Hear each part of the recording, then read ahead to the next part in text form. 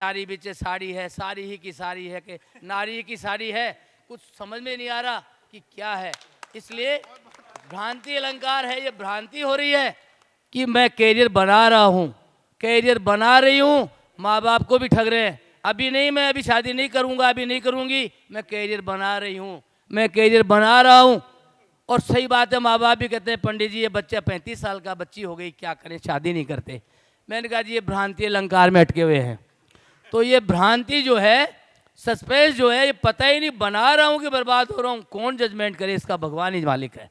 इसलिए इस बातों से आप देखिए, जिसके ये विवाह रेखा में और जो साथ में रेखाएं होती हैं साथ में, वो भी इस बात को इंडिकेट करती हैं कि लोग जीवन में आते हैं चले जाते हैं। कुछ लोग कुछ क्षणों के लिए, कुछ दिनों के लिए, कुछ समय के लिए आते हैं फिर चले जाते हैं, इसलिए वो भी अपनी ज़िंदगी बर्बाद कर रहे हैं। तो देखिए ये चंद्र रेखा है जो व्यापार का इंडिकेशन करती है। यहाँ पे एक जो ट्रायंगल होता है, एक इंट्यूशन रेखा भी होती है यहाँ पर। ये एक एक्स्ट्राऑर्डिनरी एक एनर्जी होती है, सिक्स सेंस आप में बहुत से लोगों में होगा, जरूर आप सारे ज्योतिषी विराजमान हो या कोई साधारण आदमी तो बैठा ही नहीं है। तो इंट्यूशन आपको जरूर मिलता होगा, ड्रीम में मिलता है, रियलाइजेशन होता है कि इसको कह दो ऐसे हो जाएगा, जैसे आपको कई बार प्रिडिक्शन करते समय होता होगा। तो आप जानते हो इस बात को कि उस समय जो लगता है वो एक इंट्यूशन होता है, वो एक सिक्स एनर्जी है, जो सिक्स सेंस है, वो एक भाव आता है कि इस ऐसा हो जाएगा, ऐसा कह दो। कई लोगों को ड्रीम में आता है, कई लोगों को ऐसे ही लगता है। तो वो जो शक्ति है वो सब में नहीं होती, लेकिन बहुत सारे लोगों में होती है।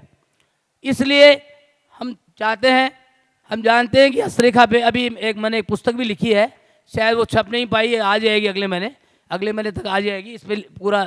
और मेडिकल एस्ट्रोलॉजी के बारे में मैं पिछली बार इसके बारे में सब बता चुका हूँ। फिर भी अगर कोई किसी का शंका भी हो, कोई प्रश्न भी पूछना चाहें इसके बारे में, व्यक्तित्व के बारे में, तो पूछ सकते हैं। उसके बारे में आपको बताऊंगा कौन व्यक्ति का किसका क्या सिंबल होगा, क्या व्यक्तित्व की क्या निशानी होगी। और अभी पितृदोष की बात थी वो मैंने बता दी। ये जिसको होता है, ये चंद्रमा राहु, चंद्रमा शनि विषयोग और कालसर्प योग की वजह से शुक्र और मंगल के स्थान पे पाया जाता है, वो व्यक्ति परिवार में सब कुछ होते हुए भी अंतर मन से दुखी रहता है, डिससेटिस्फैक्शन रहता है, किंग कर्तव्य विमूढ़ रहता है, क्या करूं और क्या नहीं करूं असमंजस में जीवन जीता रहता है। सब कुछ होते हुए लगता है सब खालीपन है, सब कुछ होते लगता है सब कुछ छोड़ने संन्यास ले लें तो अच्छा रहेगा। तो ऐसा योग ये योग बनाता है। इसके बारे में आपकी ये पुस्तक के चलती फिरती पुस्तक आपके हाथों में है, जो आपका पूरा इंडिकेट करती है आपकी लाइफ के बारे में, व्यक्तित्व के बारे में सब कुछ बताती है। इससे हम जान सकते हैं किस व्यक्ति का कैसा व्यक्तित्व है। भले ही व्यक्ति खुद नहीं मिले, केवल उसके हाथ से, उसकी फोटो से, उसके हाथ से देख के जान सकते हैं। अच्छा ठीक है। अब देखिए इसमें माउंट भी हैं, इसमें ये पर्वत है, ये शुक्र पर्वत है, ये चंद्र पर्वत है, मंगल पर्वत है, ये बृहस्पति का है, ये शनि की अंगुली के नीचे शनि का पर्वत है, सूर्य अंगुली के नीचे सूर्य का पर्वत है, बुध की अंगुली के नीचे बुध का पर्वत है।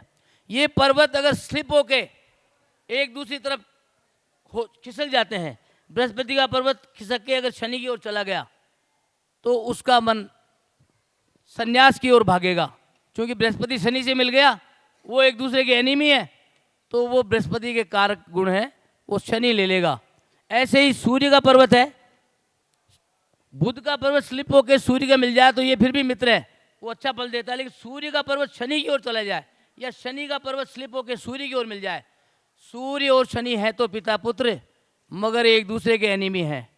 तो जिसका सूर्य पर्वत स्लिप होकर शनि में मिल गया, शनि का पर्वत सूर्य में मिल गया, पिता पुत्र के नहीं बनेगी। वो वंश में होंगे मौजूद, लेकिन एक दूसरे के साउथ और नॉर्थ की तरह से रहेंगे, आपसी वैर भाव रहेगा। जैसे कि शास्त्रों में हमारे सूर्य और शनि का बताया गया है, वैसा ही फल ये सूर्य और शनि के स्लिप माउंट होने पर भी वैसा ही फल मिलेगा। इसलिए इनका उपाय, सारे ग्रहों को एक दूसरे के उलझे हुए कई बार होता है जन्मपत्री में भी हाथों में, तो उनका सबसे बड़ा उपाय है नवग्रह स्तोत्र किया जाए। नवग्रह स्तोत्र, तो उससे क्या होगा, 9 ग्रहों का जो आप 9 मंत्र बोलेंगे उससे बैलेंस बन जाएगा, सारे राजी हो जाएंगे। जैसे आप सामने बैठे, एक तो मैं ऐसे बोलूँ आप सबको नमन, और अभी एक एक का नाम बोलूँ, 3 का तो बोल दूँ, बाकी को छोड़ दूँ तो बाकी क्या समझेंगे। हमको नहीं नमन कर रहे। तो वही वाली बात है, नवग्रह का स्तोत्र करिए। और फिर भी ज़्यादा कोई पीड़ित है, समस्त पाप नाशक स्तोत्र, आप भले गूगल पे बोलो, ये आ जाएगा, समस्त पाप नाशक स्तोत्र, इसका पाठ करें तो जो जन्म जन्मांतर के पूर्व जन्मों के किए हुए पाप हैं उनका भी समन होगा, उनका भी निराकरण निकलेगा।